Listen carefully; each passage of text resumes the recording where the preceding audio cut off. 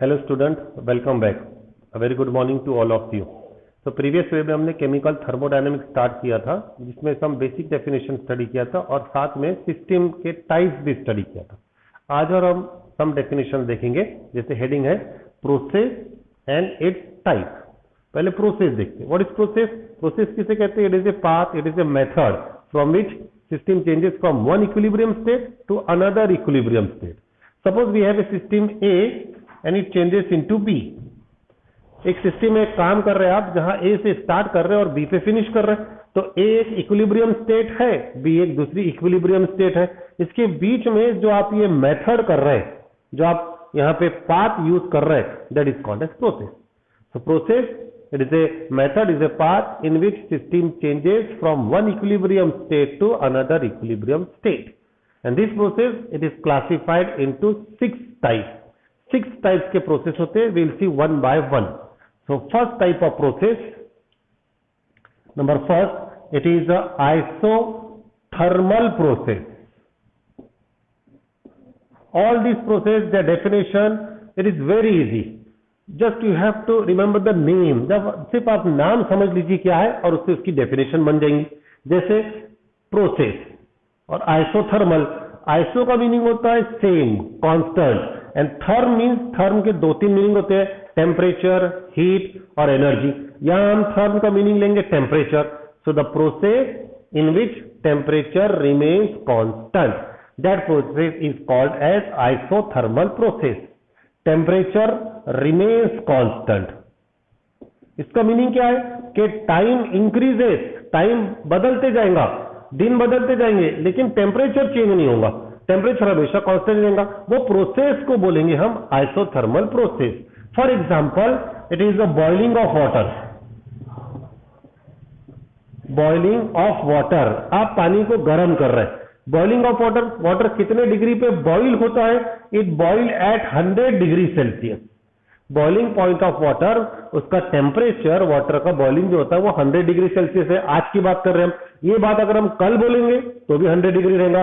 10 दिन के बाद, 1 साल के बाद बॉइलिंग ऑफ वाटर हमेशा 100 डिग्री पर ही रहेगा। So in this process, boiling of water, in this process temperature remains constant, therefore such process is called as isothermal process. The process in which temperature remains constant throughout, always throughout, it is called as isothermal process. अब temperature को हम denote करते हैं capital T से, T. जैसे ये example ले लो, boiling of water. Boiling of water में T1 initial temperature 100 degree Celsius, T2 final temperature 100 degree Celsius. अब आप दोनों को डिफरेंस निकालो, T2 minus T1, T2 minus T1, 100 minus 100, it become 0। और T2 माइनस T1 को कहते हैं हम change in temperature, final temperature minus initial temperature, और उसके लिए सिंबल होता है delta T. Delta T is equal to 0। T2 minus T1 0 है, मतलब डेल्टा टी 0 है। So point is, in isothermal process delta T is 0, change in temperature is 0। और इसके साथ साथ एक और फैक्टर 0 रहेगा। ये जो टेम्परेचर रहता है, इसके ऊपर डिपेंड होती है internal energy. Internal energy, that is energy stored in the body, energy stored in the substance. Substance के बॉडी में जो एनर्जी होती है उसको कहते हैं इंटरनल एनर्जी, और this internal energy is directly proportional to temperature.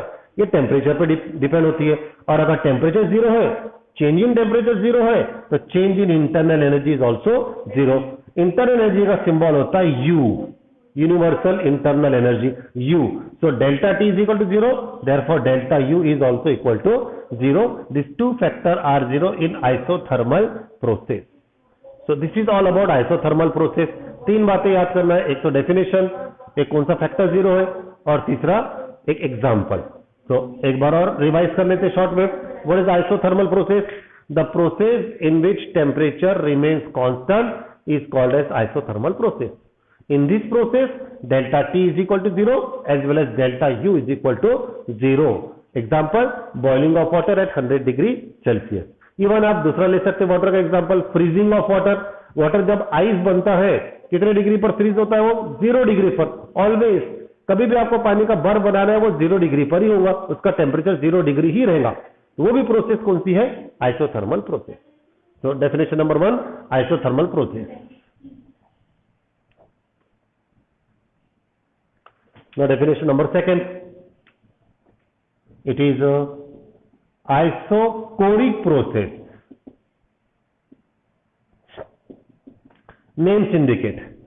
Iso means constant.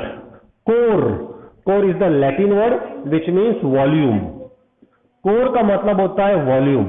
So volume remains constant throughout the process. पूरी प्रोसेस हो रही है, थ्रू आउट हो रही है, और ऐसे प्रोसेस में अगर वॉल्यूम कांस्टेंट होता है, such process is called as isochoric process. The process in which volume remains constant is called as isochoric process. इसमें क्या जीरो रहेगा? Since volume remains constant therefore delta V is equal to zero. Change in volume is equal to zero. Initial volume final volume दोनों same रहेगा, इसलिए change in volume delta V is equal to zero. And one example, volume किसमें constant रहेगा? पहले opposite देखो. आप suppose करो कि आपने एक ओपन वेसल में सॉल्यूशन लिया और उसको आप हीट कर रहे हैं. दिस इज हॉट सॉल्यूशन या solution in A open vessel. और जब ओपन वेसल में आप किसी सॉल्यूशन को, वाटर को लेंगे, आप उसको हीट करेंगे, तो इसके वेपर्स जो है ये सराउंडिंग में चले जाएंगे. एज ए रिजल्ट इसका वॉल्यूम कम हो जाएगा. पहले सपोज करो कि इसका वॉल्यूम 100 ml है, 100 ml. अब जब आप इसको हीट करेंगे और ओपन है ये, तो इसका साथ कुछ वॉल्यूम जो इसमें से इवोपोरेट हो गया, चले गया, इसका वॉल्यूम 100 से कम हो जाएगा. फॉर एग्जांपल 95 ml ले लो आप, तो वॉल्यूम चेंज हो गया. हमको वॉल्यूम कांस्टेंट रखना है, तो क्या करेंगे? इसको हम ऊपर से कवर अप कर देंगे. अब आप इस सॉल्यूशन को इन ए क्लोज वेसल हीट करो, कितना भी हीट करो, पहले इसका वॉल्यूम 100 डिग्री है, बाद में भी 100 ही रहेगा. पहले इसका वॉल्यूम 100 ml है, बाद में भी 100 ml ही रहेगा, क्योंकि वॉल्यूम बाहर एस्केप हो ही नहीं रहा है. So volume remains constant. कहां कांस्टेंट होता है? Solution taken in a closed vessel. So example, it is a hot solution in a closed vessel. Closed vessel में volume remains constant. This is example of isochoric process. So second type of process, isochoric process. Now number third. Number third, it is isobar. It is isobaric process. Isobaric process. What is isobaric process? इसमें क्या constant रहेगा? So बार. Again remember, याद करो, बार क्या बताया था हमने? बार किसका यूनिट है? यूनिट बताया था. जैसे एटमॉस्फेयर होता है, जैसे पास्कल होता है, न्यूटन पर मीटर स्क्वायर होता है, वैसे बार किसका यूनिट है? It is unit of pressure. Pressure का यूनिट है. सो बार मतलब pressure, iso means constant. The process in which pressure remains constant, जिसमें प्रेशर कांस्टेंट होता है, such process is called as isobaric process. The process in which pressure remains constant throughout is called as isochoric process. इसमें क्या zero रहेगा? Pressure का symbol होता है P और change in pressure delta P. Delta P is equal to zero in isochoric process, isobaric process, bar baric process. और इसमें example लेंगे हम. अभी हमने एग्जांपल लिया था हॉट सॉल्यूशन और solution in A close vessel. अब आप वही एग्जांपल लेंगे. It is a solution in A open vessel. Open vessel में आप सॉल्यूशन को कितना भी गर्म करो, अंदर जो भी प्रेशर बढ़ेगा वो ऊपर इवापोरेट हो जाएगा, वो एस्केप हो जाएगा. तो ओपन सॉल्यूशन लेंगे आप, ओपन वेसल लेंगे, तो उसके सॉल्यूशन का प्रेशर कांस्टेंट रहेगा. इसके ऑपोजिट एग्जांपल देखिए आप, प्रेशर कुकर. प्रेशर कुकर पूरा क्लोज होता है, और जब हम उसको ऑन करते हैं, जब उसको खाना बनाते हैं, तो अंदर का प्रेशर बढ़ता है, और प्रेशर बढ़ने से खाना जल्दी बनता है. तो अगर आपको प्रेशर कांस्टेंट रखना है, तो ऊपर का जो कवर है वो निकाल लो, आप ओपन कर दो उसको. ओपन वेसल में प्रेशर कांस्टेंट होगा. That type of process is called as isobaric process. The process in which pressure remains constant throughout is called as isobaric process. This is process number third. Now process number fourth. Number fourth, it is adiabatic process. Adiabatic, दो pronunciation है.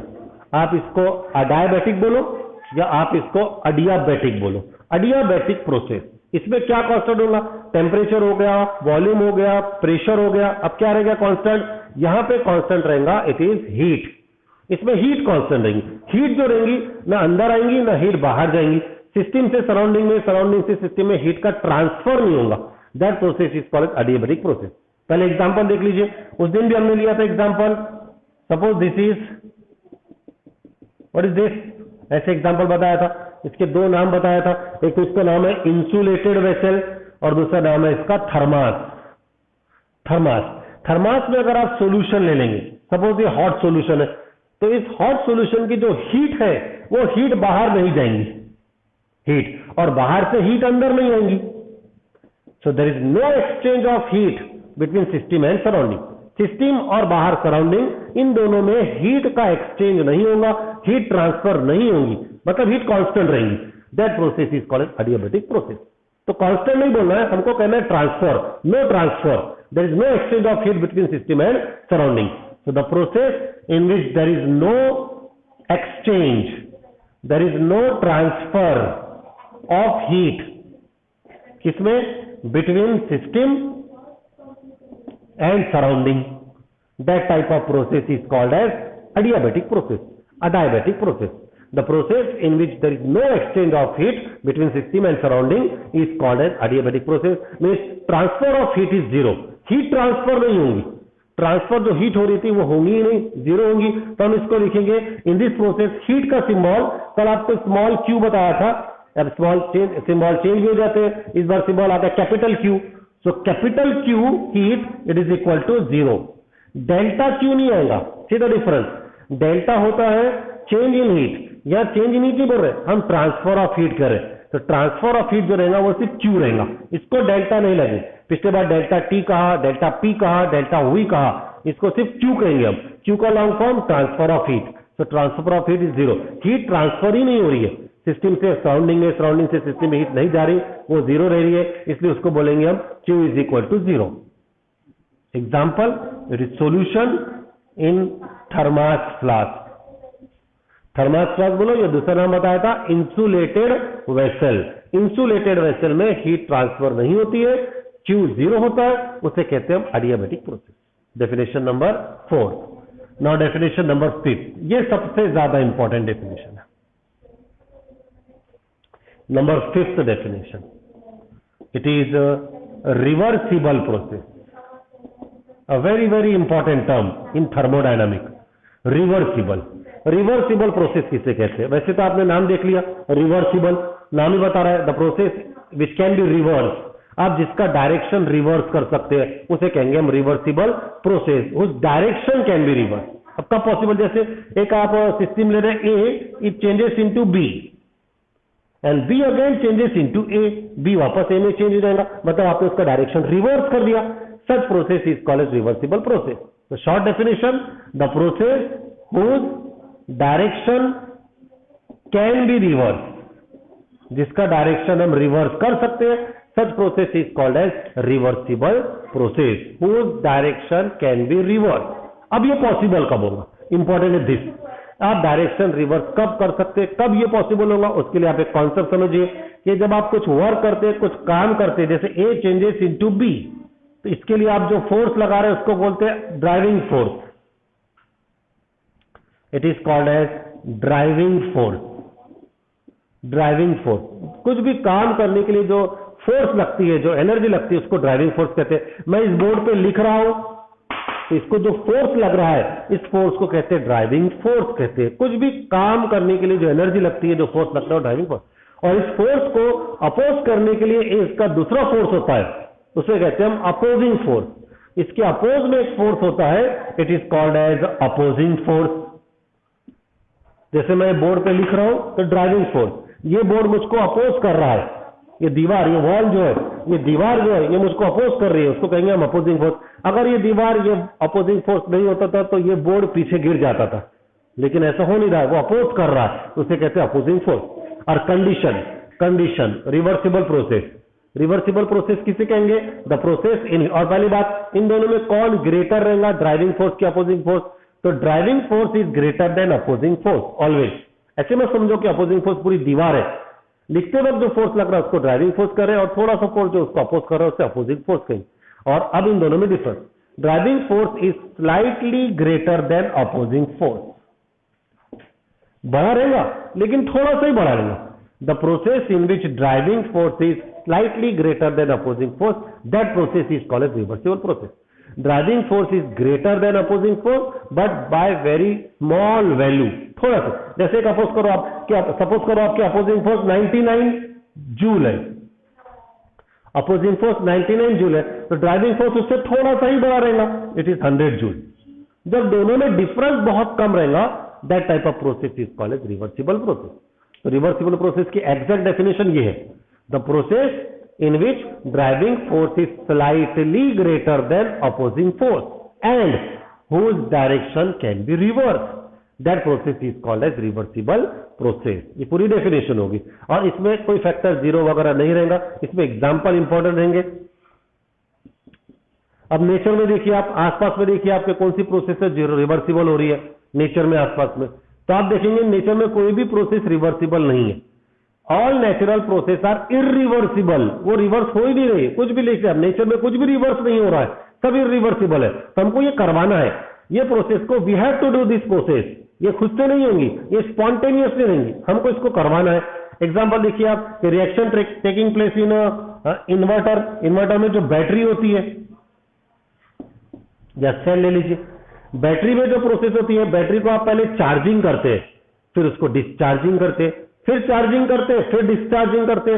तो inverter की जो battery होती है वो दोनों direction में जाती है, forward as well as backward. तो that process, that reaction is a reversible process. So reaction taking place in a battery is a reversible process. ऐसे हम करवा सकते हैं, itself नहीं होता है. This is reversible process. Next, number 6, last one. इसके अपोज कर लीजिए आप. रिवर्सिबल के अपोजिट में रहेगा, it is irreversible. Irreversible process नाम भी बता रहा है, the process whose direction cannot be reverse, जिसका डायरेक्शन आप रिवर्स नहीं कर सकते. Because why? Because in this driving force और अपोजिंग फोर्स में, पहली बात तो ये कि ड्राइविंग फोर्स ही बड़ा रहेगा, ऐसा नहीं कि रिवर्स उल्टा हो जाएगा. Driving force is greater than opposing force but by very large value. It is far greater than, far बहुत ज्यादा बड़ा रहेगा. जैसे पिछले बार आपने बताया कि अपोजिंग फोर्स 99 जूल है, तो this time driving force is 150 joule. बहुत बड़ा है. ड्राइविंग फोर्स अपोजिंग फोर्स से बहुत बड़ा रहेगा. That type of process is called as irreversible process and that's why its direction can not be reverse. आप इसका डायरेक्शन रिवर्स नहीं कर सकते. All irreversible process are natural process. Nature में जो भी हो रहा है सब इरिवर्सिबल है. All irreversible process are spontaneous process. ये इटसेल्फ खुद से हो रहा है, हम नहीं करवाते हैं. Irreversible process take place by itself. So this is about irreversible process. This complete the process and it's type. आज के लिए बस इतना ही. Have a nice day. Stay home, stay safe. Thank you.